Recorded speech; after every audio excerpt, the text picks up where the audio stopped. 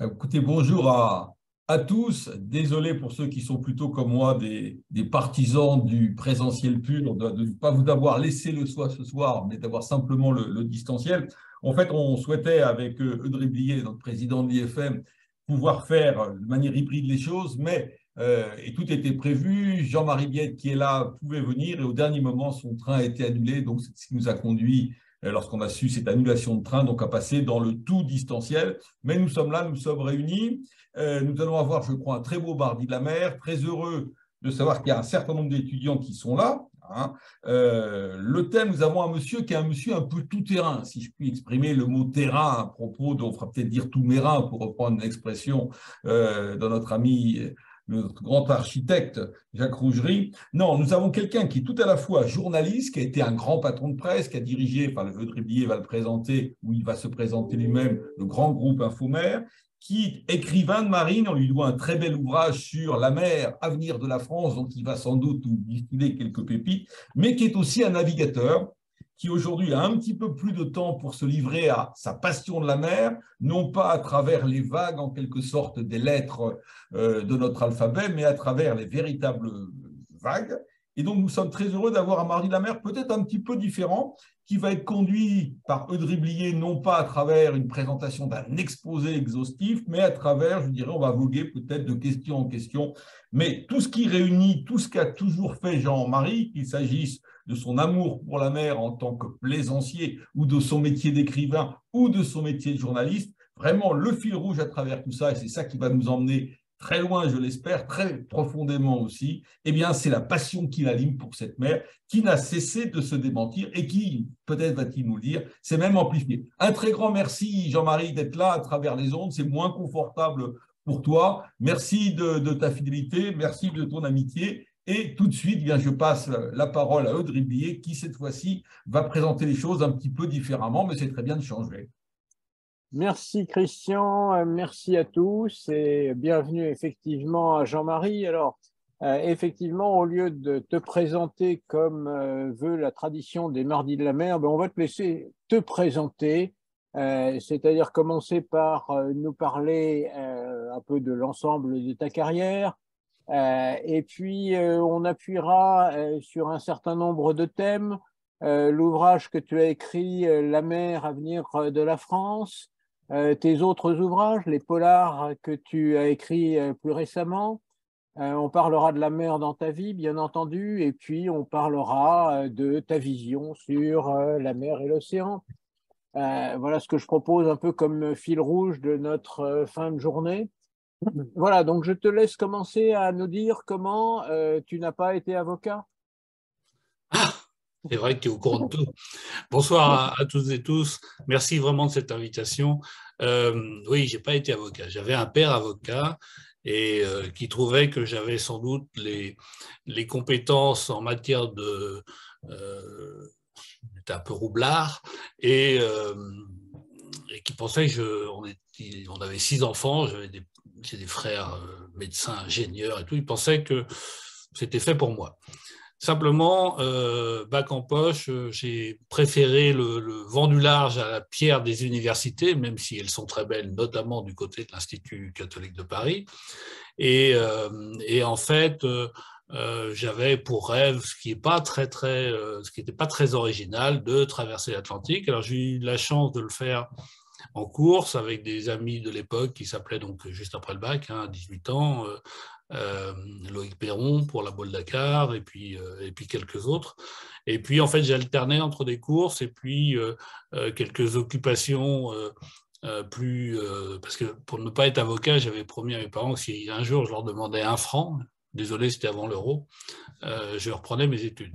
Donc j'ai fait pas mal de métiers liés à la mer, convoyeur, skipper, préparateur de bateaux, et j'alternais avec des courses où à l'époque les équipiers étaient d'abord on avait un niveau beaucoup plus faible que les équipiers de maintenant, mais surtout on était payé avec des mots amicaux et pour gagner un petit peu d'argent je faisais des piges pour des radios comme Europe numéro 1 ou Radio France Internationale pour donner un petit peu des nouvelles de la course en direct par BLU à l'époque, ce qui donnait, on avait l'impression qu'on était sur une autre planète. Et puis ce qui a fait que j'ai bifurqué vers la radio vers 24 ans. Je suis arrivé dans le journalisme, d'abord en radio. J'ai fait Radio Monte-Carlo, j'ai fait des radios privées ce qu'on appelait le groupe de Robert Hersan à l'époque, le groupe du Figaro. Et puis ensuite, je suis venu à la presse écrite.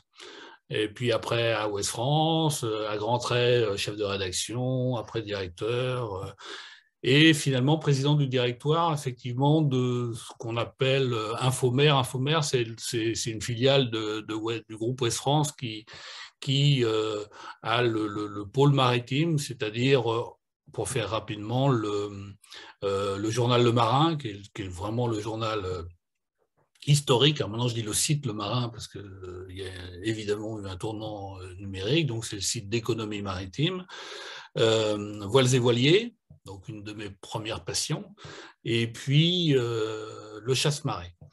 Et donc, à part ça, on faisait pas mal d'événementiels où on s'est croisés, souvent, cher Eudes et Christian, aux assises de l'économie de la mer qu'on co-construit avec le cluster maritime français, avec l'Institut français de la mer, les assises de la pêche. J'ai également alors quelque chose dont je suis assez content, parce que même si on pensait qu'on aurait plus de spectateurs, mais ça s'appelait la mer XXL, qui était en juillet 2019, si mes souvenirs sont bons, à Nantes, qui a tiré 40 000 spectateurs payants sur quelque chose de très, très ambitieux. Mais moi, j'en suis très, très heureux, parce que ça a été vraiment une très belle aventure. Et puis, des petites choses comme je suis aussi dans The Bridge, qui a fait en gros une régate entre les plus beaux multicoques et le Queen Mary, et puis là un projet avec The Arch avec Damien Grimont notamment. Et puis, pardon d'être un peu long, mais c'est peut-être l'âge qui alourdit un peu la sauce. Oui, auteur d'abord d'une biographie de Jean-Marc Ayrault. Pourquoi une biographie de Jean-Marc Ayrault? Tout bêtement parce que quand il était nommé ministre, il cherchait un journaliste qu'il connaissait bien, et comme j'étais directeur de Ouest France à Nantes, évidemment je le connaissais bien. Ensuite, La mer et l'avenir de la France, ça c'était un choix un peu contre l'avis de l'éditeur, qui est l'Archipel, et ça a été un très gros boulot. C'était avant même que je prenne mes responsabilités comme président du directoire d'Infomer, et on en reparlera, parce que ça m'a ouvert vraiment les yeux sur la réalité de la maritimité française. Et puis, un peu le hasard, mais ça m'amuse beaucoup, des polars voileux, on va dire. Donc, un premier sur le Vendée Globe, avec fond Vendée Globe, qui s'appelle Mort à bout de course, et celui qui vient de sortir sur fond de Route du Rhum, qui s'appelle Rhum à mer. Voilà, j'espère pas avoir été trop long. Pas du tout. Et puis, avant ces polars, tu avais écrit des nouvelles, Oui.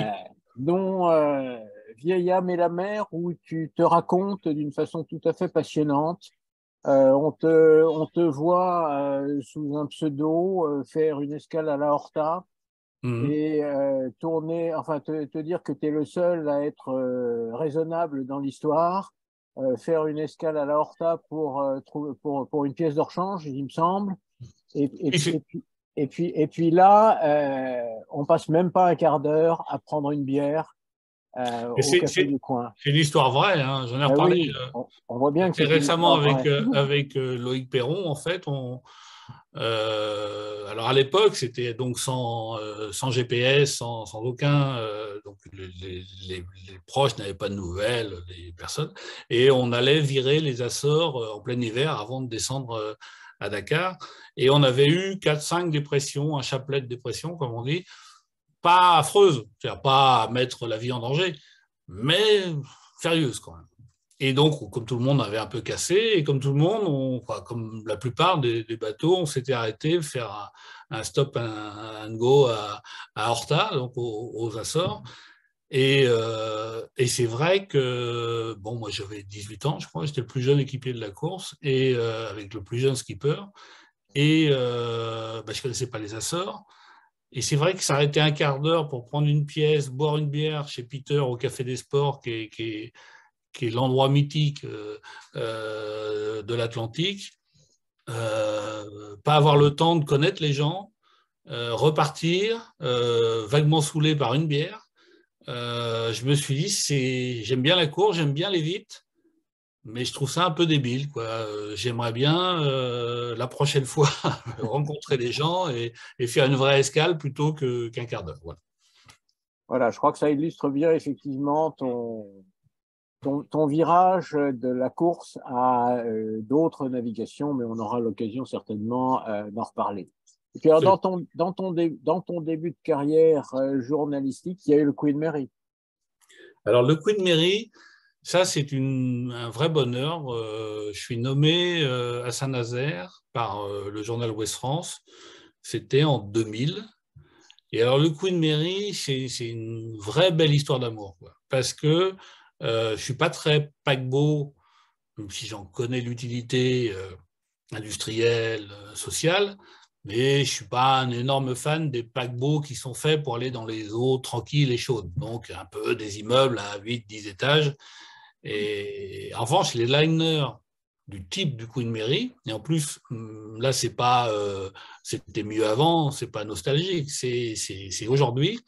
Et donc, il y a ce projet. En plus, j'ai la chance d'être à Miami à ce qui s'appelle le Seatrade, qui est tous les ans, qui est un peu la grand-messe des constructeurs de navires de croisière. Et à l'époque, c'est assez amusant parce que maintenant je travaille un peu avec Patrick Boissier dans une association qui est The Bridge ou The Arch. Et bon, en parlant, j'étais un peu au courant qu'il devait y avoir une signature et surtout j'ai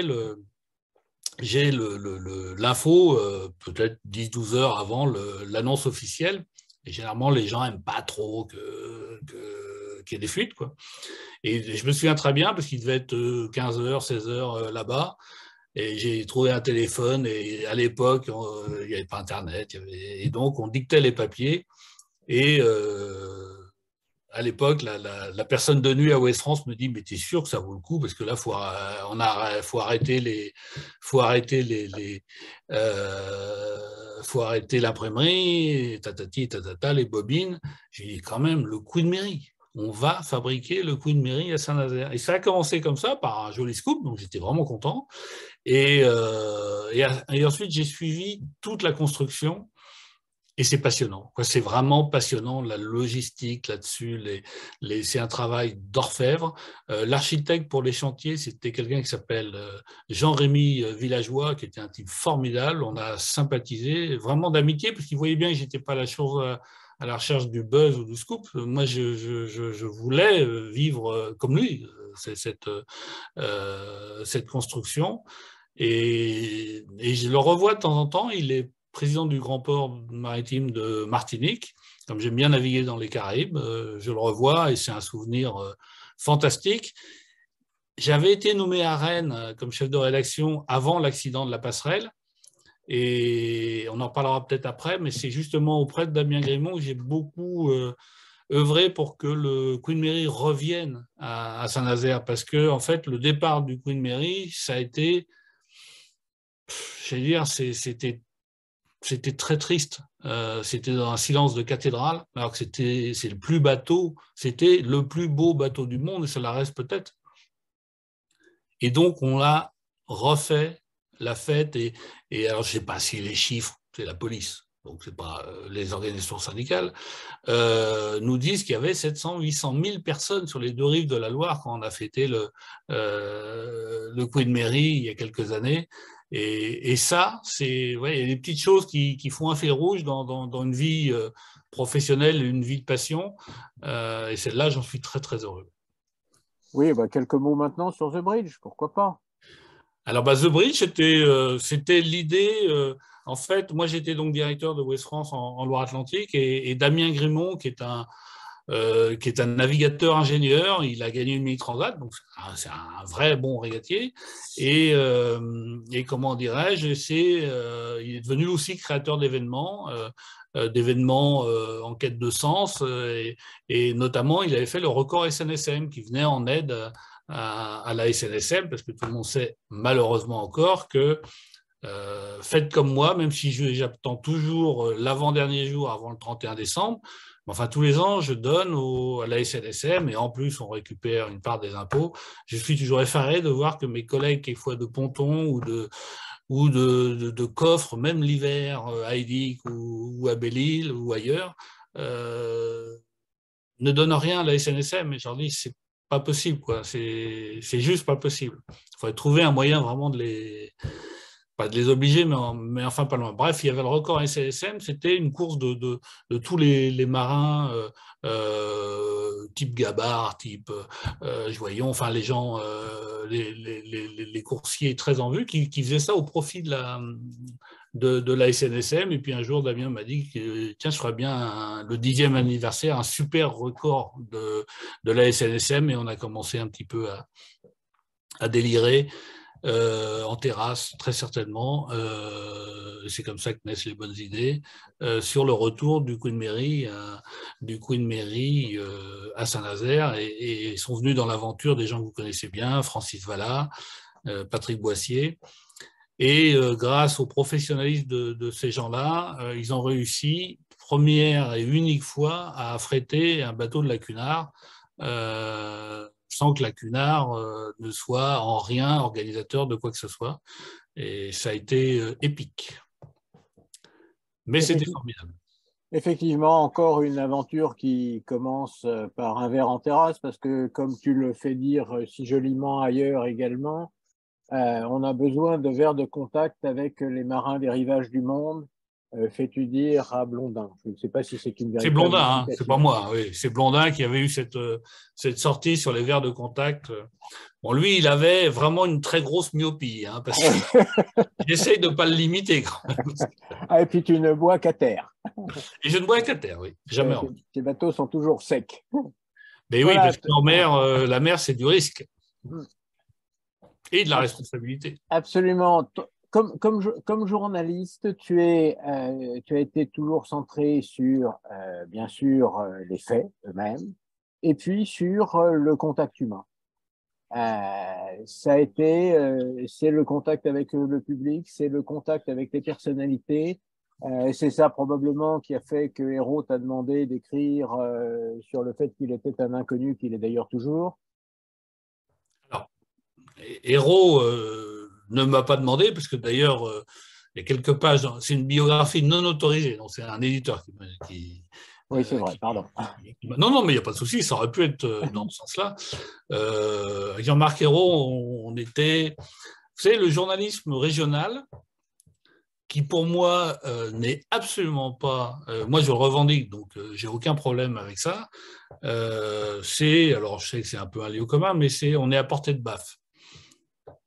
C'est-à-dire que nos informateurs ne changent pas, et on les croise pas tous les jours, mais presque. Et donc, ce qui fait le sel de tout ça, c'est qu'il faut évidemment être irrévérencieux, évidemment mettre un peu d'acide dans les plaies, mais il faut tendre l'élastique sans le casser.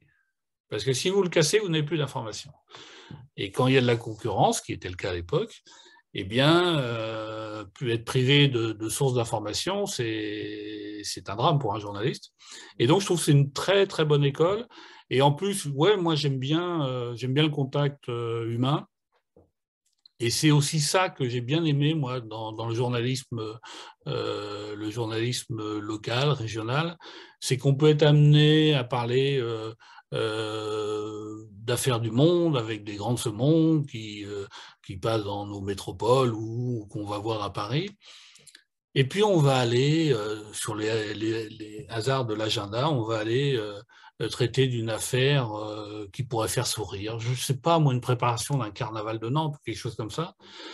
Et ben, c'est ce que je préférais, moi, parce que c'est des rencontres, à l'époque, on n'était pas pris par le temps, par la nécessité de poster sans arrêt des choses sur Internet, et donc on pouvait lier de vrais réseaux et de vraies amitiés, quoi.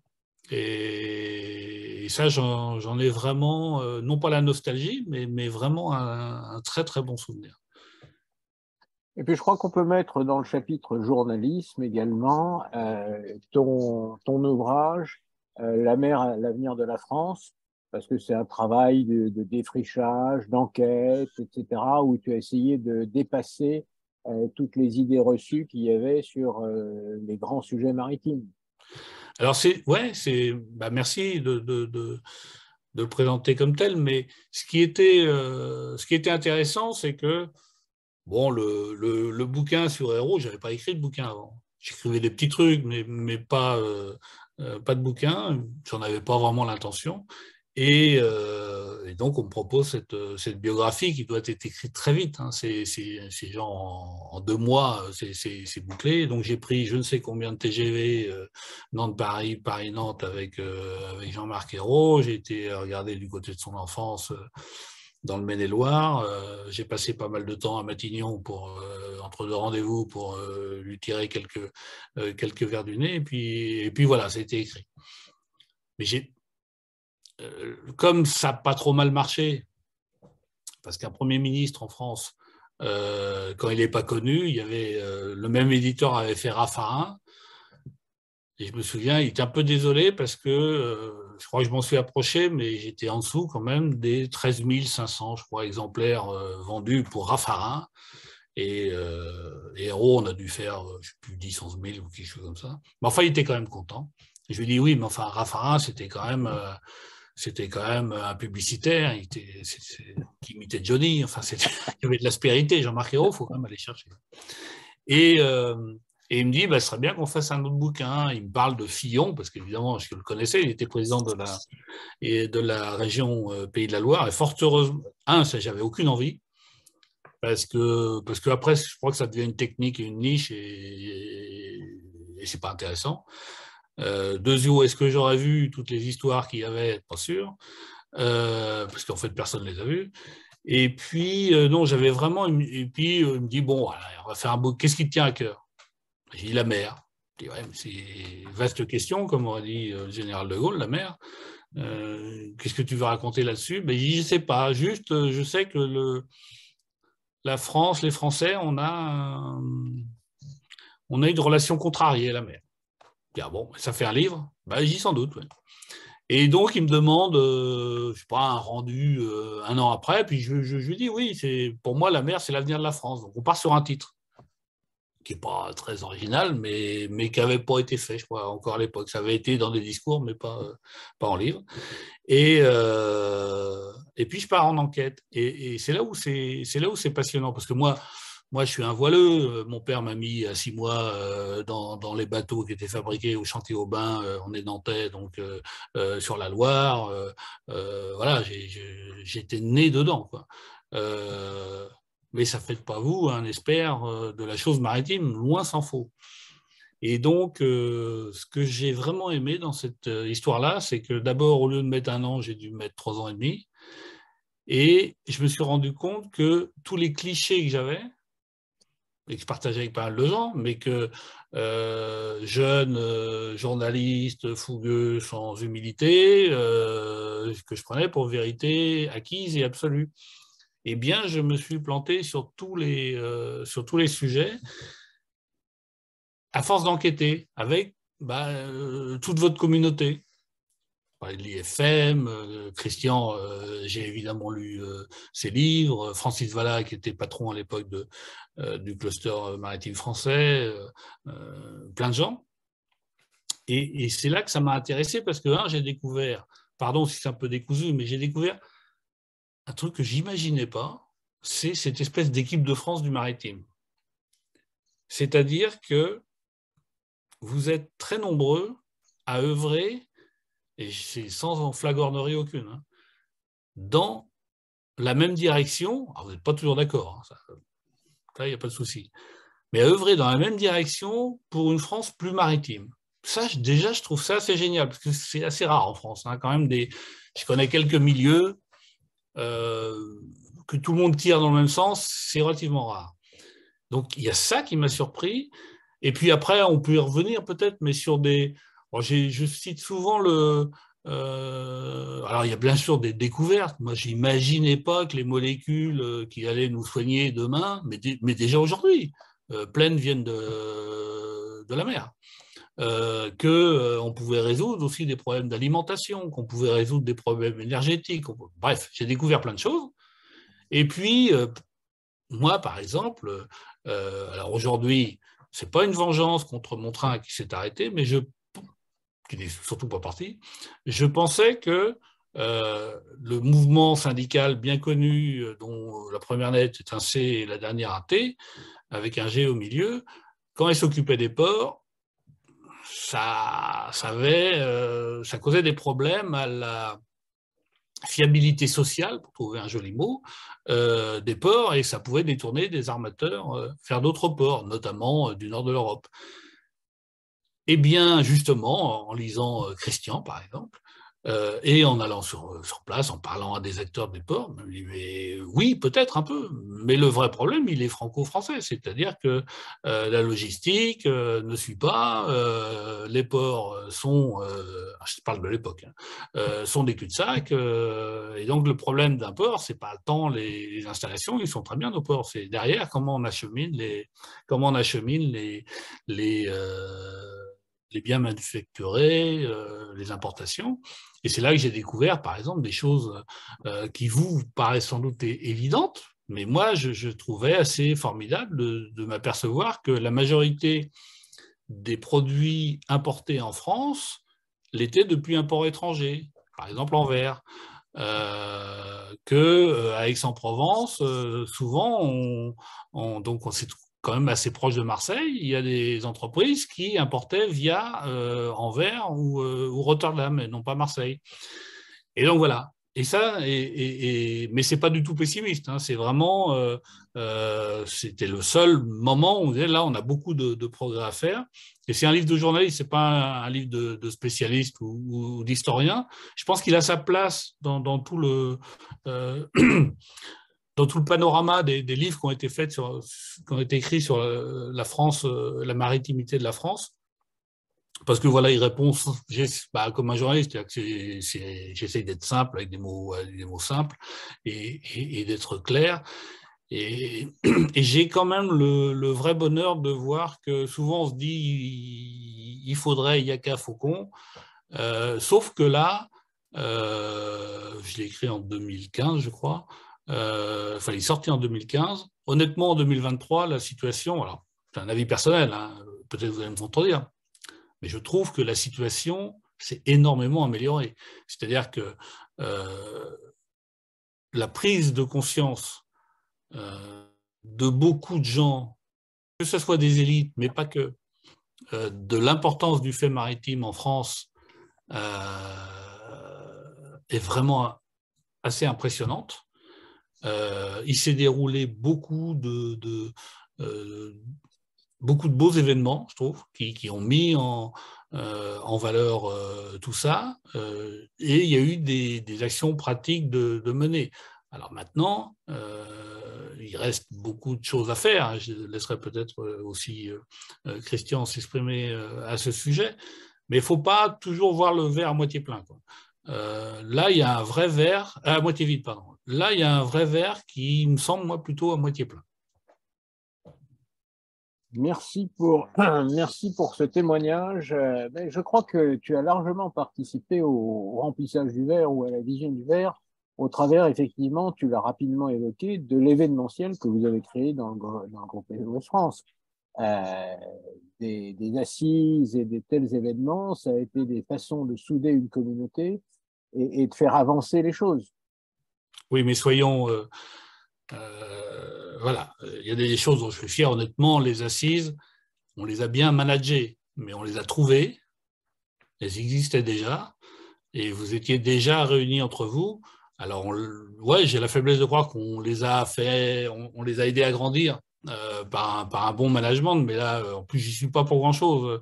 On va saluer des amis qu'on aime bien. On va saluer, par exemple, Philippe Fourier, le patron d'Ilago, qui à Dinan, depuis Dinan, nous organise, qui nous organise tout ça. Il y en a bien d'autres encore, évidemment, Frédéric Moncani, Francis Vallat, toi, Eudes. Mais oui, on les a fait peut-être un peu grandir. Moi, le seul truc peut-être, c'est que j'ai beaucoup insisté, moi, sur le fait de faire venir des têtes d'affiche. Depuis quelques années, on a quand même plusieurs fois des présidents de la République, ce qui n'était pas le cas avant, parce que si on veut être le rendez-vous obligé, il faut avoir les plus grands patrons et il faut avoir les plus grands décideurs. C'est mon point de vue. Après, il y en a qui... Mais voilà, parce que faut pas que ça soit... Et puis, il faut essayer d'amener quelquefois des désaccords, des gens qui n'ont pas la même vision. On a fait venir, je me souviens, moi, des gens de... Alors ça, c'était pour des assises de la plaisance, des gens de la montagne. Et on m'a demandé, mais pourquoi tu fais venir des gens de la montagne? Mais j'ai dit, par exemple, moi, je me souviens très bien, c'était pas public, mais les chantiers de l'Atlantique, donc a dirigé Patrick Boissier, avant qu'ils aient les commandes du Queen Mary, que tout aille bien, ils étaient dans une très fâcheuse posture.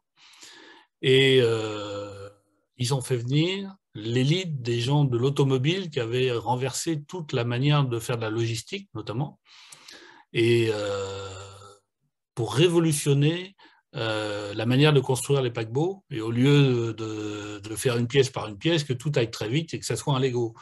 Alors c'est facile à dire comme ça, mais moi je suis toujours pour faire venir des gens d'autres métiers, d'autres horizons pour s'enrichir. Voilà, c'est des pistes pour mes successeurs. Feuille de route, bien. Voilà, et puis alors, ton travail de journaliste, ça t'a donné l'habitude des enquêtes. Et ces enquêtes, tu les utilises maintenant même pour faire des polars. Alors, dans Romain-Mer, tu vas de Châteaubriand aux derniers Indiens de l'île de la Dominique. Oui, alors, ça a commencé comme un gag. C'est-à-dire que, en fait, Voiles et Voiliers, le marin, nous sommes dans le siège du groupe Ouest France à Rennes, dans le même immeuble qui n'est pas le même immeuble que Ouest France. Et j'ai sympathisé avec la patronne des éditions Ouest France, donc qui édite des livres, parce qu'elle adore le bateau et qu'on partage on partage déjà pas mal de navigation au Baléares, enfin bon bref. Donc, autour de la tasse à café, ça fait des bonnes...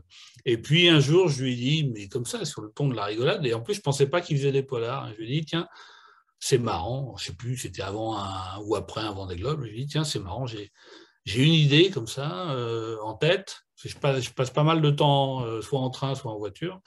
Et donc, c'est bien parce que l'esprit peut vagabonder. Et je lui ai dit, tiens, j'ai pensé à un truc. En fait, quelqu'un qui meurt pour une raison ou une autre dans un bateau, avec si les vents sont pas contraires, ben, s'il a bien mis le waypoint, il peut traverser, il peut passer la ligne en vainqueur et il n'y a personne à bord. Enfin, il n'y a personne de vivant à bord. Puis il me dit, mais ça fera un polar, ça. Et je lui dis, pourquoi veux-tu faire un polar? Elle me dit, on lance une collection de polars. Écris-moi un chapitre. Et ça a commencé comme ça. Et alors, ce qu'il y a de bien dans le polar, c'est que, alors pour le coup, homme libre, toujours te chérir à la mer, mais alors là, la liberté dans la fiction, elle est absolue. Tu parles de la Dominique. J'ai une passion pour cette île, qui est donc située entre la Guadeloupe et la Martinique. Île très sauvage, île où je pense que c'est la seule île que Christophe Colomb pourrait reconnaître, parce qu'elle n'a pas été ni bétonnée, ni rien du tout. Elle est restée sauvage et il reste une communauté d'environ 4000 Indiens Caraïbes, donc les primo-habitants, on va dire, et que je suis allé rencontrer. C'est une île très, très... enfin, c'est une forêt tropicale dans les sommets. Moi, j'ai une passion. On fait un polar sur la route du Rhum. A priori, il n'y a aucune raison d'aller en Dominique. La fiction, c'est ça qui est pratique, c'est qu'on peut amener son enquête où on veut. Et donc, donc, ça m'a permis, et en plus, comme j'aime bien aller faire des repérages, ça m'a fait une bonne excuse pour retourner en Dominique, qui était vraiment, si vous cherchez, j'adore les îles de Guadeloupe, je dis les îles parce que la Guadeloupe ne serait pas grand-chose sans les Saintes et sans Marie-Galante, sans parler des autres. Le Martinique, c'est une pure merveille, et c'est la porte des Grenadines, mais entre les deux, il y a la Dominique. Voilà, mais effectivement, ça te permet d'aller là, ça te permet d'aller visiter la tombe de Chateaubriand, ça te permet de À faire… Saint-Malo, très honnêtement, alors Chateaubriand, c'est quand même… qu'est-ce que c'est agréable à lire, à relire. Et puis cette tombe, elle est assez incroyable. Je ne sais pas si vous y êtes allé, c'est pas grand-chose à faire. Mais c'est très surprenant. Alors je me souviens plus de la phrase qui était extraordinaire. C'est en gros, il y a une petite plaque. Comme je m'en souviens plus, je vais dire ce que ça veut dire. En gros, laissez-le tranquille. Il a voulu être là, à regarder le large, donc faites pas trop de bruit. Et c'est sur une île qui s'appelle le Grand B, je crois, qui est juste devant Saint-Malo. Non, ouais. Oh, bah, d'après moi, parler de Saint-Malo sans parler de Chateaubriand, ce serait une faute de goût. Il n'y a pas que la rue de la Soif à Saint-Malo. Voilà, ça, ce sont tes polars. Et bon, c'est le deuxième, tu iras plus loin. Je ne ferai pas plus de 3, mais on est en discussion là sur un éventuel polar très différent qui serait pendant un SPI Ouest France, qu'on organise aussi. Et comme je les ai à peu près tous faits, c'est donc à la Trinité-sur-Mer pendant le week-end de Pâques. Ça permettrait d'avoir les ressorts du théâtre antique, unité de temps, unité de lieu. Et donc, on verra. Voilà, mais tout ça, ça te permet effectivement aussi, par ces repérages, de naviguer. Et naviguer pour le plaisir, par tous les temps, partout. Pas naviguer en course, mais bon, aller plus vite que le petit copain d'à côté, c'est bien agréable quand même. Je fais quand même encore de la régate et de la course parce que j'aime bien aller plus vite que les autres. Et quand je peux, hein. Mais la croisière a ça de formidable. Un, on peut la faire très rapidement si on veut. Et deux, la passion pour moi, c'est quand même l'escale. C'est-à-dire que l'escale, c'est à chaque fois des rencontres. C'est jamais les mêmes. Même si vous allez dans une île, moi je sais que les îles du Morbihan, c'est même plus possible de compter le nombre de fois où j'y vais, mais c'est jamais les mêmes rencontres et c'est l'enrichissement par d'autres expériences, par d'autres regards. Vous savez, quand il y a le Covid et le confinement, et grâce à mon métier, je suis considéré comme un professionnel de la mer, donc je peux essayer des bateaux et donc je vais à Idic en plein confinement et donc je vais les voir. Ben, je peux vous jurer que c'est pas du tout le même regard. Et donc c'est toujours intéressant de se confronter à d'autres. Les Iliens, c'est passionnant. De toute façon, j'ai une passion pour les îles. Les Iliens, c'est des gens assez incroyables, quoi, qui ont beaucoup à nous apprendre. Il faut juste savoir les écouter et pas trop les brusquer au départ, parce qu'on parle des Corses, on parle de Ouessant, on parle de Saint, ils ont tous un caractère très affirmé. Quelles que soient les latitudes, quelle que soit une île, dans une île, le danger vient de celui qui arrive de loin et qu'on ne connaît pas. Bon, la mer, c'est l'escale, mais la mer, c'est aussi… tu le dis ailleurs, c'est le moyen de faire naviguer l'esprit. En mer, tu as l'esprit libre. C'est un voyage lent. Tu es un vagabond des mers, c'est-à-dire celui qui saute sur les vagues, qui avance par bonds sur les vagues. Et puis la mer, c'est l'antidote du principe de précaution ou d'un principe de précaution parce que vagabond des mers, mal digéré. Si tu veux, je suis quand même un moitié de prisonnier. Hein. Oui, mais quand même. J'aurais jamais le courage ni l'audace de faire des… Mais oui, puis je crois que chacun a sa manière d'aimer la mer. Chacun, faut pas aller contre sa nature. C'est-à-dire, moi, je ne me forcerai pas à faire des exploits dont je serai que je vais souffrir et que ça ne m'apportera pas grand-chose. L'esprit de vagabond, moi, ce que j'aime beaucoup, c'est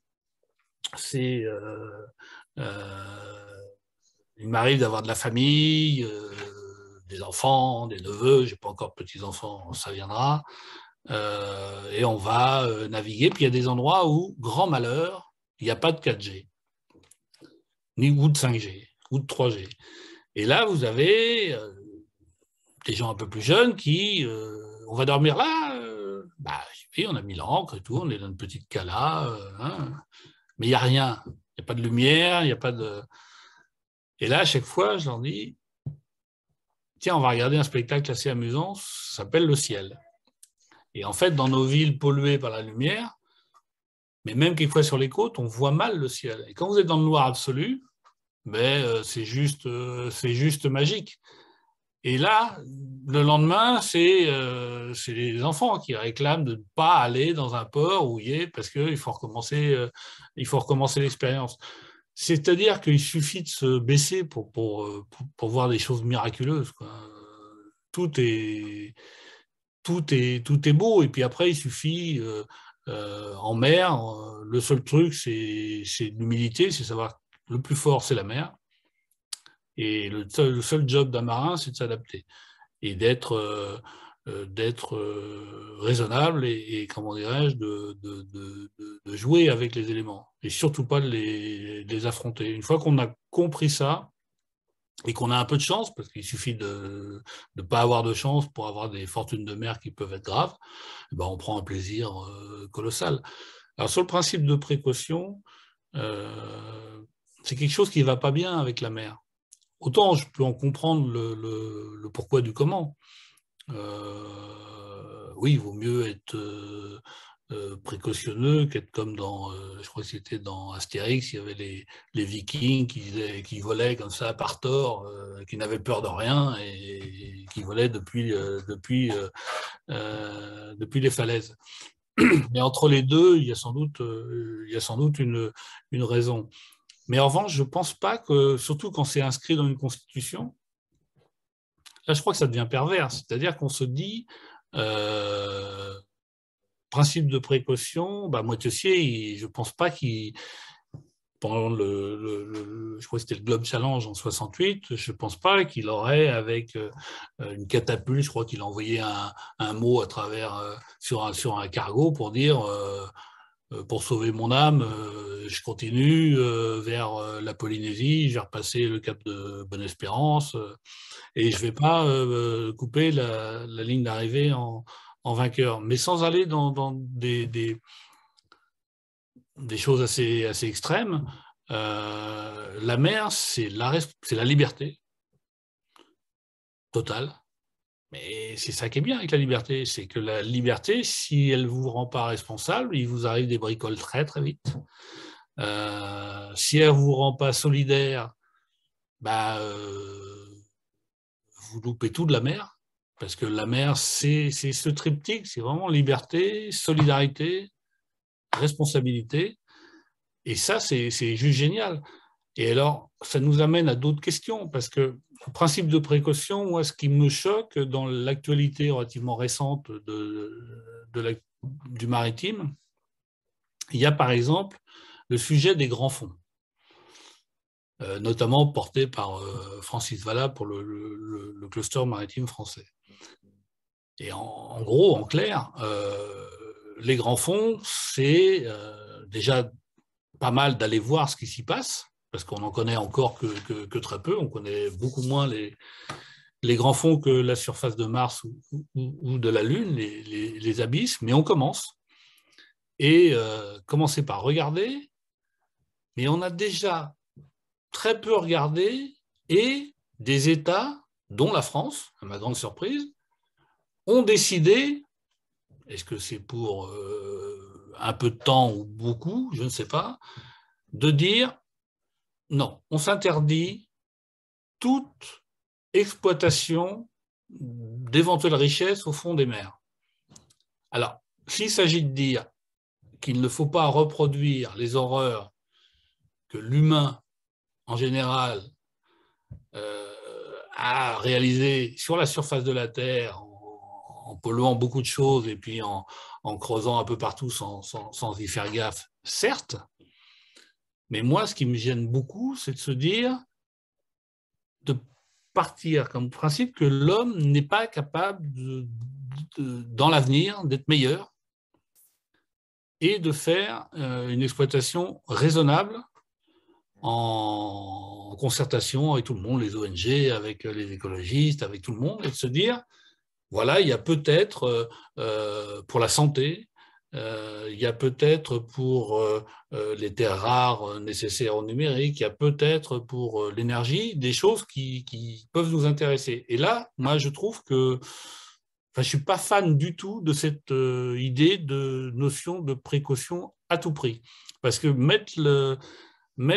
c'est pareil de dire, on interdit, quelquefois même en tant que plaisancier, je déteste, et je vais faire la leçon gentiment, de manière pédagogique. Je navigue beaucoup en Méditerranée, je peux vous dire que quelqu'un qui met une ancre sur de la Posidonie, je vais le voir pour tenter de lui expliquer que non, il ne faut jamais faire ça, jamais. Qu'en fait, il abîme la mer où il va et puis qu'un jour, elle ne sera même plus baignable. Mais en revanche, interdire, ça ne sert à rien. Enfin, il y a des solutions. Alors, par exemple, aux Baléares, où je navigue beaucoup, ça a été le pire, les Baléares, en termes de, notamment Mallorca, la baie de Mallorca, où je régate beaucoup, là, pour le coup, sur une course qui s'appelle la Copa del Rey, mais on parle le matin, on revient le soir.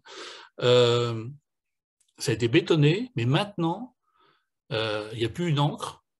C'est sur des bouées que vous réservez par Internet.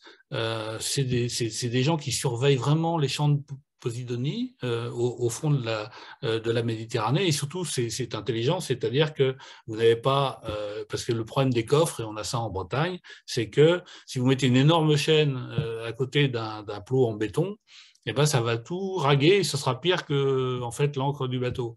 Mais si vous mettez une bouée à mi-eau qui, elle, va tirer la chaîne, après un autre bout et une autre bouée, comme ça devrait être le cas partout sur les côtes françaises, et ben là, vous n'abîmez rien. Ça veut dire que par là, que si vous sensibilisez les gens à ne pas jeter quoi que ce soit, à ne pas que les eaux noires restent dans le bateau, et tatati et tatata, ben c'est pas la peine de mettre d'après moi, c'est pas la peine de mettre les côtes sous cloche.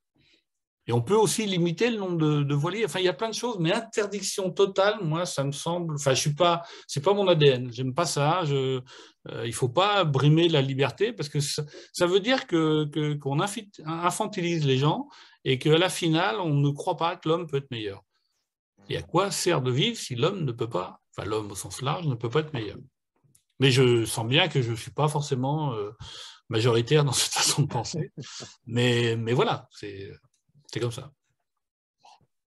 Une fois encore, Yann Sauzon traduit bien quel homme de mer tu es. La mer, je l'ai dans le cœur et je veux l'y garder précieusement. Il m'en est remonté une délicieuse mémoire des étoiles, une mémoire de la mer à tout jamais. Je pense que ça illustre assez bien comment tu vis la mer. Là, j'ai paraphrasé Léo Ferré, je serais incapable d'écrire Oui. aussi bien. Une chanson assez énigmatique qui a été reprise par plein de gens, mais qui m'a toujours fasciné. La mémoire et la mer. Si vous avez l'occasion d'aller sur YouTube ou autre et d'écouter ce texte, c'est très énigmatique, mais avec des passages, ce type que je ne connais pas. Hein. Non, je veux dire, je ne me suis même pas intéressé à sa biographie ou quoi que ce soit, dont j'aime pas tout, mais il devait aimer la mer parce que les chevaux ras au ras des rochers. Si on ne va pas en mer, on ne peut pas écrire ça, quoi. Et je trouve vraiment sublime. Ce texte est sublime. Dernière petite partie avant qu'on ne passe aux questions. La mer qui change aujourd'hui, tu la vis comment? La mer face aux aléas climatiques, au changement climatique Je la vis à la fois difficilement comme tout le monde, parce que ce n'est pas un spectacle réjouissant. J'ai traversé pas mal de fois quelques océans. C'est vrai que il y a plein de témoignages de gens. Je ne sais plus si Catherine Chabot en a parlé à l'arrivée de son Vendée Globe. Mais bon, par exemple, il y avait énormément de sargasses. Il y en a eu avant. Mais ça n'empêche que les pesticides et le fait que l'agriculture non raisonnée et l'arrivée des sargasses qui remontent depuis l'Amérique du Sud et notamment le Brésil, la Guyane, bon, c'est un problème.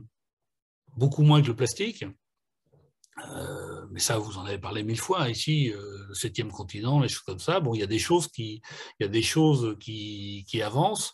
Moi, ce qui me fait un peu peur, c'est quand même les phénomènes. J'aime beaucoup la météo. C'est vraiment pas regarder les prévisions, mais essayer de comprendre pourquoi des choses arrivent et donc regarder les températures, parce que pour la météo, c'est simple, il faut regarder où est la dépression, où est l'anticyclone, regarder comment les isobars sont resserrés, quelle est l'évolution, regarder la température de la mer, la température de la Terre. Et là, vous avez à la fois les vents synoptiques et les vents qu'on dit thermiques entre une Terre et la mer.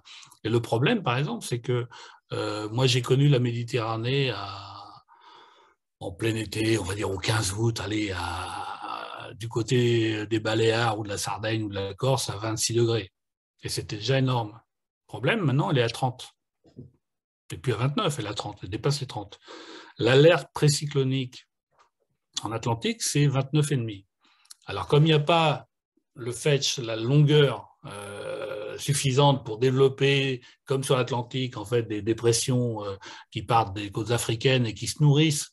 C'est vraiment un carburant, l'eau chaude, pour les dépressions qui terminent en cyclone, en ouragan. Ben, vous avez des dépressions type tropicale maintenant en Méditerranée, dont l'année dernière, tout le monde se souvient de la Corse. Mais moi, je connais des gens qui étaient au mouillage et qui ont eu des rafales à plus de 115 nœuds. Je veux dire, là, on est dans le cyclone. Et ça, c'est des choses qu'on va avoir sans doute de plus en plus, qui va devoir nous rendre de plus en plus prudents. Parce que, en fait, et moi je le vis moi-même, quand il y a des alertes d'orage en plein été, ben je quitte à me faire traiter de trouillard, je vais me planquer au fond d'un port. Et il y a une fois au Baléares, c'était il y a 2-3 ans, où il y a eu aussi, c'était moins fort qu'en Corse, mais enfin quand même, il y a eu une quinzaine de bateaux de coulés. Ben, on est content, il fait très beau jusqu'à 3 heures du matin. Et puis à 3 heures du matin, ben, il y a ce fameux coup de vent. Donc, je pense qu'on va avoir de plus en plus de phénomènes de ce style. Donc, comme tout marin, il faut s'adapter. Le réchauffement climatique, quelles que soient les décisions prises, bah, c'est comme un gros cargo qui est sur son air. Donc, même si tout le monde devient vertueux, dans les 30 ans à venir, on aura toujours un peu plus de réchauffement. Donc, il faut s'adapter. Sur le plastique, je suis un peu plus optimiste parce que je trouve que les nouvelles générations, alors, on va me dire oui, dans les pays occidentaux, en Europe, en Amérique du Nord, mais je pense que ça gagnera les autres continents petit à petit et que ce qu'il faut, c'est pas tant le ramasser, c'est arrêter à la source, quoi. Et si vous baladez un peu dans les estuaires en Inde ou en Asie, c'est sûr que c'est pas toujours joli à voir. Nous, on fait quand même des progrès. Il faut aussi, mais ça peut pas s'arrêter d'un coup. À côté de ça, il y a, pour ceux qui ont le bonheur d'aller en mer, mais même une traversée. Moi, ce que j'adore faire, c'est des régates entre Pornic et Riron, par exemple, ou la Corogne. Donc, faire des traversées du golfe de Gascogne. Généralement, c'est à l'Ascension. On fait ça un aller-retour. J'allais dire, c'est la Transat du pauvre. On a la grosse mer du golfe de Gascogne. Sur les 8 jours, on est sûr de prendre des calmes et une baston. Eh bien, ça permet comment dirais-je, justement de mesurer tout ça et de se dire, même un golfe de Gascogne, c'est immense. Vous partez qu'il faut à 70 voiliers du même point pour aller 250 000 plus loin. au même point. Vous allez vous dire, je vais voir, on va naviguer à vue. Rien du tout, vous voyez personne la plupart du temps. Tout ça pour dire que la mer est immense. Et donc, il y a un pouvoir, je vais me faire engueuler en disant ça, mais il y a quand même un pouvoir de résilience de la mer. On se dit, c'est tellement immense que oui, c'est grave, mais c'est pas désespéré. Enfin, je veux pas le croire, moi. Voilà, merci pour tous ces témoignages. Christian, as-tu, avant qu'on applaudisse moralement et qu'on prenne les questions, as-tu une première question à lancer? Alors d'abord, merci. On te remerciera collectivement tout à l'heure, mais merci pour tout ce que tu as évoqué. Merci pour cette passion. Merci aussi de nous montrer à quel point on ne connaît pas grand-chose de la mer, et à quel point elle défie tous nos paramètres. J'ai beaucoup apprécié la partie où tu opposes, où tu réunis plutôt qu'opposer mer et ciel. L'un est complémentaire de l'autre. Et mer et montagne, tu l'as évoqué. Je me souviens, j'avais assisté il y a très longtemps à un colloque entre les sauveteurs en mer de la SNSM, et merci aussi de ce que tu as dit pour la SNSM qu'il faut aider, et les sauveteurs en montagne. C'était à Grenoble, si mes souvenirs sont bons, et j'ai été frappé parce que dès le soir du premier jour, ils étaient d'accord. Le problème, ce n'est pas les habitants des montagnes ni ceux qui vivent sur le littoral, c'est les habitants des plaines. Et là aussi, ça pose des questions sur la liberté, sur tout un tas d'éléments. Donc, merci aussi d'avoir souligné à quel point, et je crois qu'on a tout lieu d'être optimiste, comme les choses ont évolué, comme le regard sur la mer a évolué. Je pense pour ma part que le colonel de la mer a beaucoup contribué, que l'effet de levier des journalistes spécialisés que tu as pilotés ont largement contribué les choses. Donc on rentre dans une nouvelle phase, ce qui met plus de responsabilité, pour reprendre un des trois termes des triptyques que tu évoquais, sur nos hommes politiques.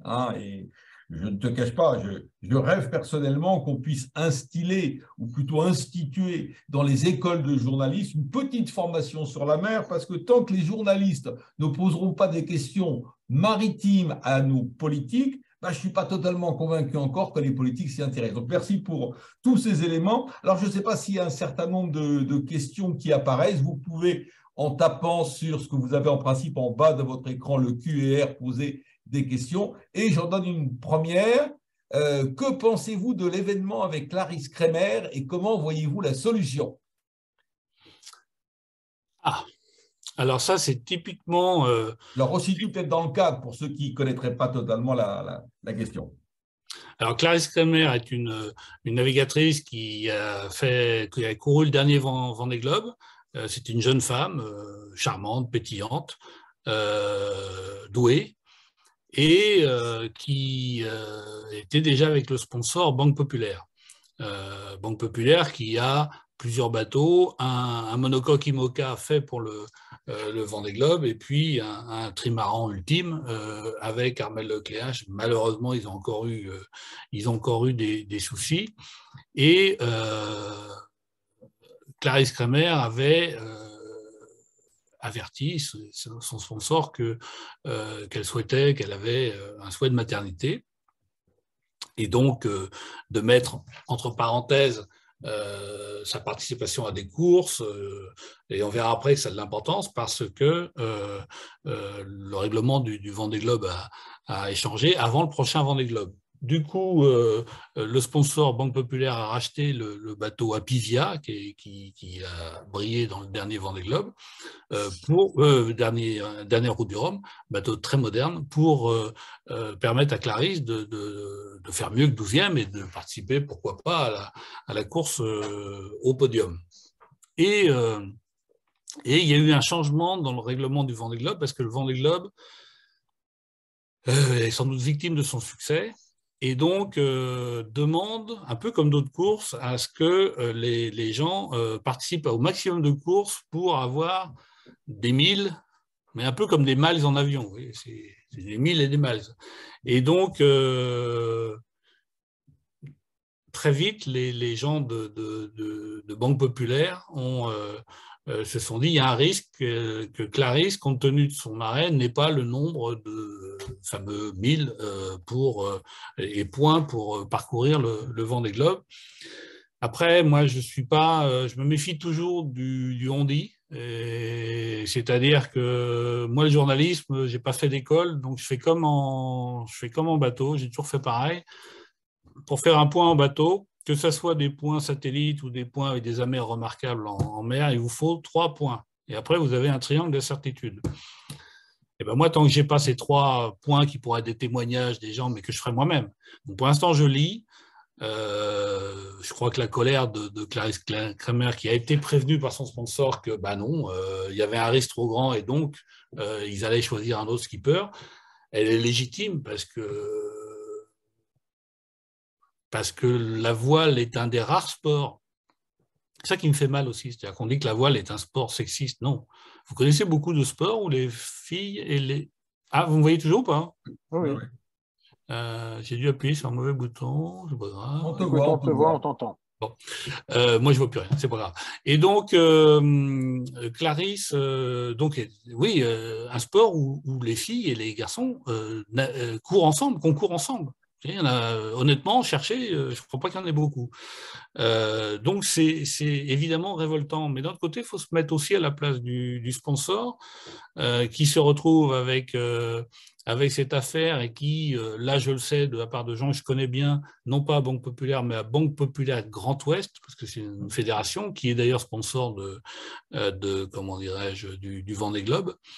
Et là, je connais des gens dignes de foi et d'un humanisme que je ne mettrai jamais en cause, qui disent, mais le problème, c'est qu'on l'évoque depuis 6 mois au moins avec la direction du Vendée Globe, et elle dit, bah oui, mais moi j'ai mis en place un règlement, le changer maintenant, c'est un problème d'équité. Bon, bref, tout le monde a un peu raison dans l'histoire, tout le monde a un peu tort, sauf Clarisse Kramer.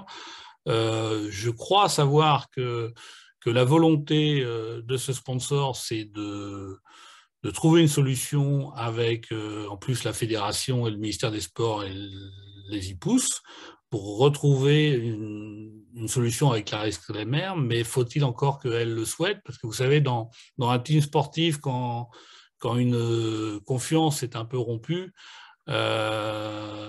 c'est pas évident de ramener tout le monde autour de la même table.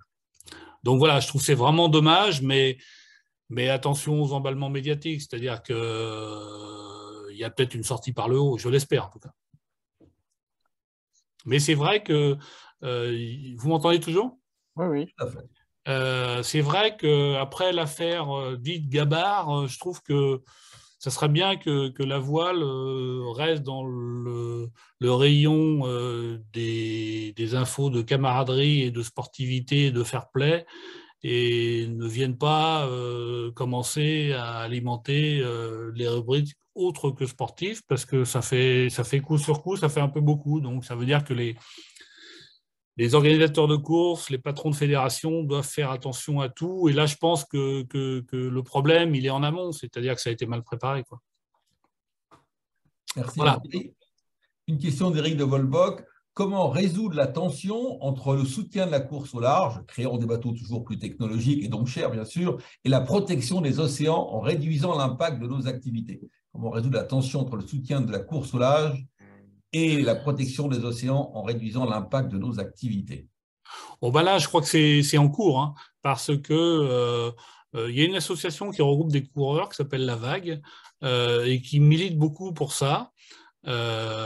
Donc il y a déjà eu plusieurs concurrents là qui avaient comment dirais-je, durant la course de justement la route du Rhum, des bateaux avec des fibres de lin ou d'autres fibres qui certes sont pas parfaites, mais déjà et en changeant l'école sont beaucoup plus faciles ont moins d'impact en CO2 et sont beaucoup plus faciles à déconstruire, parce que c'est ça le vrai problème. Quand vous avez un bateau en carbone, bon, une fois qu'il est construit, le carbone, il est enfermé. Le vrai problème, c'est la fin de vie du bateau. C'est-à-dire qu'il faut trouver des solutions. Mais il est évident que le tout carbone n'est pas la solution d'avenir. Il faudra trouver des solutions. Mais vous avez une solution, par exemple, du skipper Armel Tripon qui veut construire son bateau dans les chutes de carbone je crois, des usines Airbus, qui de toute façon sont vouées à la déchetterie. Et donc voilà, ça peut être aussi par la récup. Ce qui est important dans tout ça, c'est le mouvement. C'est le mouvement qu'on donne. Mais il faut toujours se méfier des ayatollahs qui disent maintenant ça suffit, on change du tout au tout. C'est pas possible. Mais par exemple, je sais aussi qu'il va y avoir pour pas les citer, le chantier Beneteau va lancer des bateaux de course dans une résine qui est beaucoup plus respectueuse de l'environnement, résine école. Donc ça, il y aura les informations bientôt. D'ailleurs, on en parlera. Tout à l'heure, on parlait de The Bridge. On a un projet qui est toujours avec Damien Grémont, Francis Valla, Patrick Boissy et d'autres. La suite s'appelle The Arch et l'idée, qui n'est pas que maritime, mais c'est on a lancé un concours des 100 meilleures solutions de transformation écologique et sociale. Et si on y arrive, parce que à chaque fois c'est des paris un peu osés, mais l'idée c'est que Francis Joyon, le 17 mars, parte de Nantes sur son trimaran qui s'appellera The Arch chez IDEC et aille dans une dizaine de capitales et de ports d'Europe récolter les fameuses solutions. Et ensuite, c'est voué à ce que début juin, après une exposition à Saint-Nazaire auprès du Canopé. Alors le Canopé, c'est un cargo sur lequel il y aura des mâts et des voiles. C'est très intéressant parce que c'est un cargo qui transporte les fusées, les bouts de fusée Ariane à Kourou. Et donc, une question justement de quelqu'un qui est PLB, je ne connais pas le nom de code. Êtes-vous confiant ou optimiste dans les paquebots cargo à voile, justement? Ah oui, parce que quoi qu'il arrive, d'abord, ce n'est pas nouveau, hein. On ne fait que revenir à des pratiques plus anciennes, mais plaisanterie mise à part, oui, oui, parce que il y a eu, et là c'est bien, parce que c'est surtout des Français qui, et par exemple sur le cas du Canopé, c'est une start-up nantaise qu'on avait d'ailleurs récompensée pendant The Bridge, qui s'appelle Zéphyr et Boré, qui contre des gros acteurs du maritime ont remporté le concours et ça va arriver. Donc, et la belle histoire, c'est que en fait, la première fois que Canopé va avoir ses mâts et ses voiles, ce sera fin mai à Saint-Nazaire pour venir au départ de The Arch. Et l'idée, c'est qu'on emmène toutes ces solutions à Bruxelles via Rotterdam et qu'on les présente qu'on les mette en valeur. Et il y a vraiment des trucs très bien au Parlement et à la Commission européenne, parce que c'est sans doute à cette échelle que ça se joue. Et c'est quand même, enfin, c'est génial de voir l'inventivité, les progrès qu'il peut y avoir dans. Il y a toujours des gens cyniques pour vous dire l'hydrogène ça ne marchera jamais, la fusion nucléaire ça ne marchera jamais, les progrès les énergies marines renouvelables ça marchera pas, ça coûte cher, ça fait des déchets. Mais c'est idiot de raisonner comme ça. C'est toujours en tendance, et la tendance, elle est vraiment, quand on s'intéresse aux gens qui progressent dans tous ces domaines, elle est bonne, quoi. Elle est vraiment intéressante. Alors, je ne veux pas passer pour un béni-oui-oui, mais honnêtement, à un moment, il faut cesser d'avoir que peur et croire un peu au génie humain. Enfin là, dans The Arch, là, on va montrer des jeunes Européens et ce n'est pas des projets, c'est des réalisations de choses qui vont changer l'avenir, quoi. C'est d'ailleurs étonnant et c'est toujours intéressant de voir à quel point les pôles de compétitivité mère, je dirais, rassemblent tout un tas de projets, tout un tas de brevets qui sortent, d'autres qui vont sortir. On voit bien qu'on est en plein fourmillement, qu'il y a énormément d'opportunités. Le débat, on évoquait, est-ce qu'il faut voir le verre à moitié vide ou le verre à moitié plein? La question est même de savoir, au moment où nous rentrons probablement dans un nouveau temps d'histoire, s'il ne faut pas tout simplement sortir du verre par certains côtés. Et c'est Oui, peut-être tout la à mer fait. qui donne cette profondeur de champ. Et moi, je connais Christian. Alors, comme je ne vois plus rien, j'ai dû faire une erreur. Mais on te voit. Moi, je me souviens de ta théorie qui m'avait beaucoup marqué sur, en fait, on vit sans doute une renaissance. Moi, je crois que tu as raison. Et Et c'est incroyable de voir qu'on démarre une renaissance dans une si grande déprime, quoi. Je ne sais pas si ça a été le cas pour la première renaissance, mais voilà, faut, comme tu dis, c'est même plus le verre à moitié plein, à moitié vide, c'est autre chose, quoi. Et la Mais difficulté, c'est que toute période de transition est une période d'instabilité.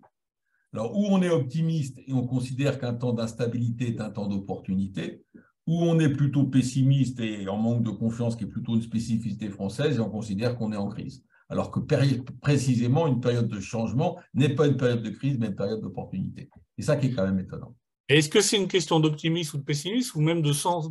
Pardon, mais je sais qu'on est aussi à l'Institut catholique. Est-ce que c'est pas une question de sens qu'on peut aussi donner à la vie? C'est-à-dire que est-ce qu'elle a de l'intérêt si on ne veut pas prendre le risque de progresser? Comme dirait l'autre, vous avez 4 heures au sujet du bac. Mais... Il y aurait beaucoup à dire un jour, il faudrait peut-être qu'on reprenne ce thème sur mer et spiritualité. Mais tu as fait un excellent bouquin que j'ai lu. Ça serait quelque chose d'intéressant. Ah, mais évidemment, mais spiritualité, pas forcément religieuse, et pourquoi pas d'ailleurs. Tout ce que l'on Mais c'est une des choses, moi, qui m'a toujours frappé, c'est-à-dire que quand on navigue la nuit, il n'y a pas besoin d'être au milieu des océans, hein, si vous êtes même à 3000 des côtes, de grâce, naviguer la nuit, c'est une expérience gigantesque, c'est génial. Et éteignez tout à bord et regardez au-dessus de vous et autour de vous. Et là, fatalement, les questions existentielles vont vous venir, mais de manière douce, de manière apaisée, de manière bienveillante, parce que c'est beau, tout bêtement. C'est un rêve, c'est pas un cauchemar. Et donc, non, je crois que c'est très lié. De toute façon, il faut voir derrière, même les récits des navigateurs les plus bourrus. Allez, je vais en nommer un, c'est facile. Hein. Quelqu'un comme Kersozon. Laissez-le parler un quart d'heure, 20 minutes. Faire son numéro, et pourquoi pas, et quelquefois il le fait très bien. Vous arriverez à un moment ou à un autre aux questions existentielles. De la même manière, enfin, je connais pas mal des gens comme ça, parce qu'on ne peut pas impunément aller au large, affronter ce qu'il a de facile et ce qu'il a de dangereux, et ne pas penser à son rapport. Je crois que c'était, on a parlé de Moitessier tout à l'heure, mais c'était ça en fait son ressort. C'était je fais partie de l'humanité, je suis l'humanité, et donc ça sert à rien de n'être que peur. Avoir peur, c'est normal, mais avoir toujours peur de l'avenir, ça n'a pas de sens, même si le pire arrivera sans doute un jour. De toute façon, je crois que le soleil s'éteindra dans quelques milliards d'années. Donc, à force d'annoncer l'apocalypse, il finira par arriver. Mais ce n'est pas une manière de vivre. En attendant que peut-être qu'une autre question arrive sur le prompteur, tu as un certain nombre d'étudiants qui t'écoutent. Qu'est-ce que tu aurais envie de leur dire? Faites pas comme moi. Ne faites pas comme moi, continuez vos études. Les coups de bol comme le mien, il n'y en a pas tant que ça. Non, non, mais plus sérieusement, bah, c'est très difficile parce que quand on n'est pas de la même génération, tout conseil est souvent débile. Parce que je me souviens quand j'étais jeune, et il n'y a rien qui me gonflait plus que quelqu'un de plus âgé qui disait voilà comment il faut vivre, parce que ce n'est pas la même vie, parce que ce n'est pas la même époque, parce que ce n'est pas les mêmes repères. Après, il y a ce qui reste éternel, c'est la passion et l'ouverture, la découverte. Voilà, mais c'est la mer. Prenez le large, quoi. Dans quelques domaines que ce soit, mais prenez le large. Presque une parole évangélique, hein. Avance au large. Comme disait l'autre, hein, plus on vieillit, plus on pense plus à élever son âme auprès de Dieu que d'élever des lapins, ce qui n'est pas très malin, mais ce qui m'a toujours fait rire. Parce qu'effectivement, je pense qu'on a un certain nombre de jeunes qui nous écoutent et qui aimeraient bien trouver des voies pour concilier à la fois leur amour de la mer et leur activité professionnelle. Tu as réussi à le faire pendant une partie de ta carrière ou pendant toute ta carrière, je ne sais pas comment il faut le dire. tu as mis de l'eau salée un peu dans toute ta vie professionnelle. Oui et non, parce que la plupart de mon temps journalistique était plus, j'ai été reporter politique, j'ai été chef de rédaction, où on s'occupait quasiment pas de la mer, hein. Donc, non, je crois alors je m'exprime peut-être mal, mais prendre le large, c'est vraiment, c'est apprendre au figuré. C'est-à-dire que prendre la mer, honnêtement, c'est pas très compliqué. En plus, il y a des bourses d'équipiers, elles peuvent s'appeler la bourse aux équipiers, Vogue avec moi. Il y a plein de sites comme ça qui. En fait, il y a plein de gens qui ont des bateaux et qui veulent pas naviguer seuls et qui sont en recherche de gens. Donc vraiment, pour naviguer, c'est pas très compliqué si on n'a pas de moyens. Si on a de moyens, il y a les moyens, il y a les sites maintenant pour louer. Et d'ailleurs, la pratique de la voile change complètement, sans compter, moi je suis admiratif de tous ces gens qui font du kitesurf, des choses comme ça, qui volent sur les vagues avec les folles, j'en suis totalement incapable. Moi je me trouvais un génie quand j'avais 20 ans et que à côté de Gibraltar, je faisais de la planche à voile parce qu'il y a toujours beaucoup de vent là-bas.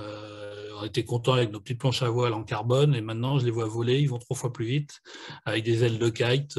C'est souple, c'est fluide, c'est incroyable.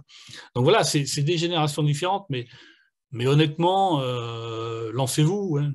Prendre le large, ça veut juste dire faire le pas, quoi. Faire le pas faire le pas. Et voilà, mais le plus important, c'est de garder des rêves et garder de la passion. Et pas trop écouter les gens qui vous disent, parce que ça, en revanche, chez toutes les générations, oh là là, c'est compliqué, dans cette voie-là, il n'y a pas de travail, ça ne marchera pas. Enfin voilà. Ne jamais écouter les cassants, qui, quoi qu'il arrive, mais ça n'a jamais changé. Enfin, vous êtes peut-être d'accord avec moi, Eudes et Christian. Je veux dire, on a toujours été entouré de gens qui nous disaient que c'était pas possible, c'est pas possible, que faire ça, c'est pas possible. Bah, pas trop écouter les gens. C'est souvent l'inverse qui est vrai parce que souvent il y a un certain nombre de parents qui disent mais prenez plutôt telle voie, prenez plutôt telle voie. Oui, mais on ne peut réussir que dans un domaine que l'on aime. Et Bien si sûr. on n'est pas fait pour l'informatique, même s'il y a plus de débouchés en informatique, on ne sera jamais un grand informaticien. Donc on est condamné pour le meilleur, je dirais, à suivre la voie que l'on aime, mais à condition d'être dans l'excellence de sa passion. Et la chance, c'est sans doute de trouver la passion, ce qui nous anime suffisamment. Moi, j'ai toujours été entouré. Alors moi, j'ai eu vraiment de la chance, mais j'ai été entouré de toujours. Je rappelle que la première crise date de 73, crise du pétrole, et déjà on nous expliquait que l'avenir était sombre. Le journalisme. Depuis que j'y suis entré, j'entends dire que c'est fini l'âge d'or, qu'il y en aura moins, qu'il n'y a plus de boulot, que tout le monde fait faillite, que alors maintenant le numérique, le papier, le machin. Alors déjà, moi, ce que je dis, bon, je ne suis plus en activité, mais ce que je dis, c'est que, on n'est pas imprimeur. C'est à moi que l'information elle soit écrite sur papier ou sur numérique, ça change strictement rien. Ce qui est important, c'est le sens qu'on donne et la qualité qu'on y met, la passion qu'on y met. Mais il y aura toujours besoin de journalistes. Je crois savoir qu'il y a des gens qui pensent à cette voie-là. Vous aurez forcément des parents, des amis des parents, des amis qui vont vous dire il n'y a pas de boulot, au début, tu es pigiste, tu te fais arnaquer, tatati. C'est pas vrai, il y a des lois en France qui protègent relativement bien, il suffit de les faire respecter. Et deux, mais il y a un peu moins de journalistes, mais il y en a encore beaucoup, et ça reste un métier. Alors certes décrié, mais c'est pas grave. On n'est pas là pour être. Enfin, faut pas faire un boulot pour être populaire, c'est surtout pas. Faut aller vers ce à quoi on croit. Et moi, je suis persuadé que là aussi, il va y avoir une renaissance parce que rien n'est écrit et cet univers bon, souvent caricaturé, mais quand même qui donne trop le flanc à la caricature du buzz, de la fake news, de l'emballement médiatique, ça aura un temps parce que les gens sont prêts à payer différemment, mais sont prêts à payer pour des informations vérifiées, pour des informations qui donnent du sens à une existence et qui dessinent l'avenir, pas simplement pour être la gazette ce qu'on appelait les chiens écrasés avant, qui quand c'est bien fait, les faits divers, c'est tout un honneur, mais il y a tellement d'autres choses. Donc, faut y croire, quoi. Vraiment, faut y croire. Moi, je suis persuadé qu'il y aura autant de journalistes demain qu'aujourd'hui.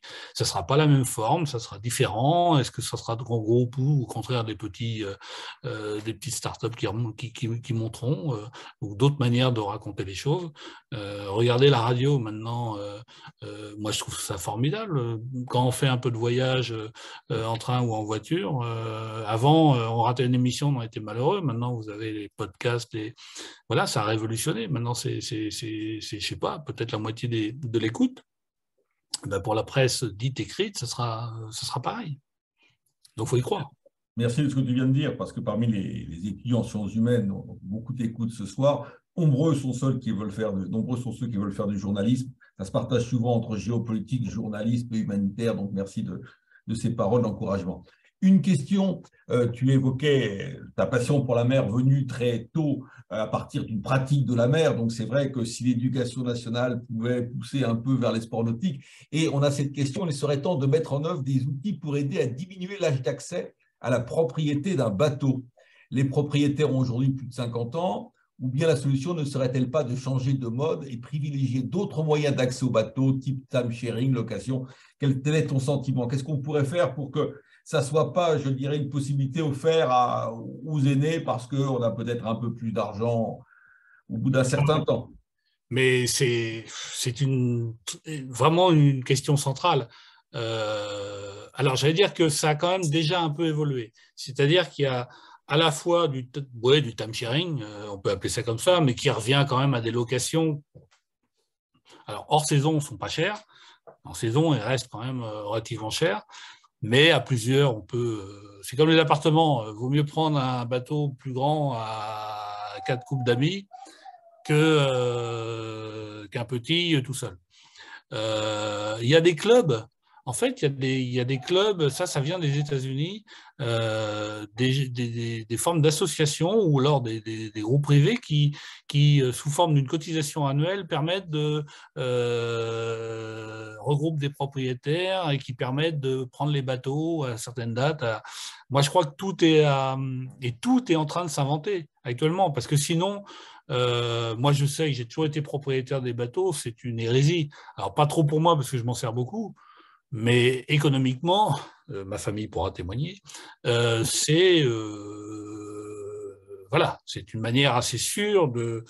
C'est comme, je crois qu'il y avait un dessin anglais, je ne sais plus, qui résumait justement le yachting à l'ancienne. Donc, on est propriétaire d'un bateau et je ne sais plus quel dessinateur, je ne sais pas si c'est pas Peyton, qui mettait un bel anglish en beau ciré sous une douche froide en train de déchirer des billets de banque et de le jeter au fond de sa douche, et sa femme lui demandait ce qu'il faisait, et il disait du yachting. Et donc ça, je pense que oui, c'est passé de mode parce que ça peut pas être l'apanage de gens riches qui dilapident leur argent sans que personne n'en profite. Il y a aussi un truc relativement simple, moi, m'avait appris mon père. Mon père, on avait pour habitude un bateau, c'est fait pour naviguer, donc on le prêtait. On le prêtait à plein de gens, des amis, des enfants des amis, des cousins des amis, avec la règle simple, qui casse, paye, mais sans location, sans choses comme ça. Bon, moi, j'ai un peu hérité de mon père, c'est-à-dire que je pense qu'un bateau, c'est fait pour se partager aussi, quoi. C'est pas un bien immobilier qu'on. Mais après, ça va mettre un peu de temps. Vous savez, alors, je sais pas en Atlantique, mais en Méditerranée, je crois que le temps de sortie moyen doit être de 4-5 jours par an. Quand vous connaissez le prix des marinas, c'est incompréhensible comment comprendre qu'on monopolise autant d'argent et une place au port pour que personne n'en profite? Là, je sais que c'est un petit peu peut-être une vision un peu idyllique des choses, mais ça se partage des bateaux. Ou à prix coûtant, mais je veux dire, les gens se grandiraient voire même à passer. Moi, j'essaye toujours d'embarquer des gens, de faire naître des vocations. Enfin, c'est idiot de rester dans son coin, sur son bateau, avec ses petites habitudes et son petit horizon. Non, non, c'est pas ça la mer. La mer, ça se partage. Mais honnêtement, les pratiques sont en train de changer. Mais à ta connaissance, quel est le pourcentage de bateaux neufs qui sont vendus à des particuliers et quel est le pourcentage à des boîtes de location? Alors, on n'est pas déjà en train de voir la bascule sur le bateau pour les gros chantiers, d'ailleurs, c'est pas pour rien que le leader mondial Beneteau a pris des parts substantielles dans le leader mondial de la location qui s'appelle Dream Yacht Charter. C'est parce que, en fait, les gros loueurs et les gros clubs américains donc de copropriétaires sont, si je dis une erreur, j'en suis désolé, mais je crois que, en tout cas, sur certaines tailles de bateaux, c'est majoritaire. C'est pour ça que je dis que c'est vraiment en train d'évoluer, quoi. Sur les bateaux de plus de 10-12 mètres, je pense que la plupart des bateaux neufs sont vendus à des boîtes de location maintenant. C'est ça, voilà, absolument. Ouais. Le plus petit bateau, les gens ont encore le moyen de se le payer parce qu'on est propriétaire, on se dit qu'on va sortir beaucoup, ce qu'on ne fait pas, mais on se le dit quand même. Oui, mais c'est là où les structures de clubs, et ça va prendre beaucoup d'essor, vont résoudre ça. C'est-à-dire que si le fait de le partager peut vous aider à payer, j'en sais rien, un bout de l'assurance, un bout du ponton, un bout de... c'est pas mal aussi, quoi. Donc non, je crois que c'est vraiment en train d'évoluer et c'est beaucoup mieux qu'il y a une trentaine d'années où il n'y avait que des propriétaires et faire du bateau, c'était très, très compliqué. Merci Jean-Marie. On arrive au terme de notre session. Je retiens ces 3 termes qui reviennent, sans que tu les cites toujours à travers souvent tes réponses, liberté, solidarité, responsabilité. Dans mon dernière réponse, il y avait 2 de ces termes qui rejaillissaient à nouveau. Je voudrais simplement te remercier et bien sûr faire la conclusion comme à chaque fois. Vous rappeler notre prochain rendez-vous, donc c'est le 28 février. Nous accueillerons Éric Banel, qui est le directeur général des affaires maritimes, de la pêche et de l'aquaculture, qui nous présentera ce gros pôle dont il s'occupe et qui fera le point un peu sur d'abord ce qu'il fait, sur les enjeux de la pêche et les enjeux également de l'aquaculture. Le mot de la fin au président de l'Institut français de la mer, comme à chaque fois. Merci Christian. Comme on a tout fait différemment aujourd'hui, je crois que tu as également fait le mot de la fin en rappelant ces 3 piliers que Jean-Marie n'a pas arrêté de tenir et d'exprimer soit directement, soit indirectement, ceux de ce grand esprit de marin, ceux de liberté, de responsabilité et de solidarité, au milieu de tous ces témoignages de ce qu'est pour toi la mer, Jean-Marie, la beauté que tu y trouves, les richesses que tu y trouves et l'avenir que tu y portes. Donc, merci infiniment, Jean-Marie, pour cet excellent moment qu'on a passé ensemble. Et puis à vous tous qui nous avez écoutés. Vous ne pouvez pas applaudir Jean-Marie physiquement, mais je suis sûr que vous êtes de tout cœur avec nous pour le faire. Merci et bravo, Jean-Marie. Merci à vous. C'était un moment très, très, très chaleureux, très intéressant. Merci. Et on peut retrouver Jean-Marie, donc La mer, avenir de la France, donc il a publié aux éditions de l'Archipel. Merci. Et quelques autres ouvrages. Bonne soirée à chacun. Merci à tous. Merci.